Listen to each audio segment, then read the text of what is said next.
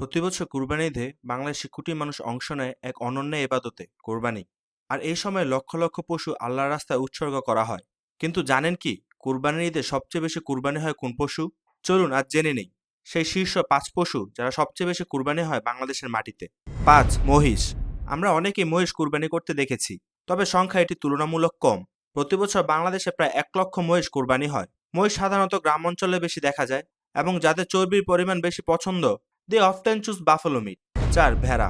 ভেড়া একটি পুরনো ও প্রিয় কুরবানির পশু। এদের শরীর ছোট হলেও মাংস সুস্বাদু। বাংলাদেশে প্রতি বছর ঈদের দিন কুরবানি হয় প্রায় 4 থেকে 4.5 লাখ ভেড়া।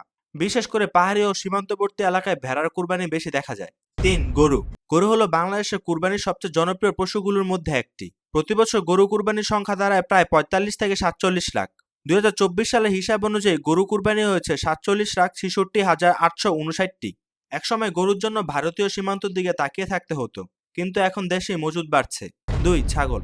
সবচেয়ে সহজলভ্য ও তুলনামূলক সস্তা। এই দুই কারণে অনেকে ছাগল কুরবানি পছন্দ করেন। 2024 সালের তথ্য বলছে বাংলাদেশে ছাগল কুরবানি হয়েছে 50,56,719টি। তবে অনেকের দাবি গরুই বেশি কুরবানি হয়। তবু সংখ্যার বিচারে ছাগল সবার উপরে। 1, ছাগল বনাম গরু বিতর্ক। এখনো অনেকের মাঝে বিতর্ক রয়েছে কে বেশি কুরবানি হয়, গরু নাকি ছাগল। হিসাব বলছে ছাগল সামান্য এগিয়ে। তবে সবচেয়ে গুরুত্বপূর্ণ হলো আমাদের নিয়ত। পশু বড় বা ছোট নয়, বরং আল্লাহর জন্য আমরা কি উৎসর্গ করছি সেটাই মূল বিষয়। সংখ্যার বাইরেও কিছু কথা।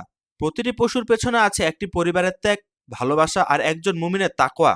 কোরবানি মানে শুধু মাংস নয়, এটি আত্মত্যাগের চেতনাকে জীবন্ত করে তোলে। আসুন আমরা যেন সেই ত্যাগের শিক্ষায় উজ্জীবিত হই। আমিন।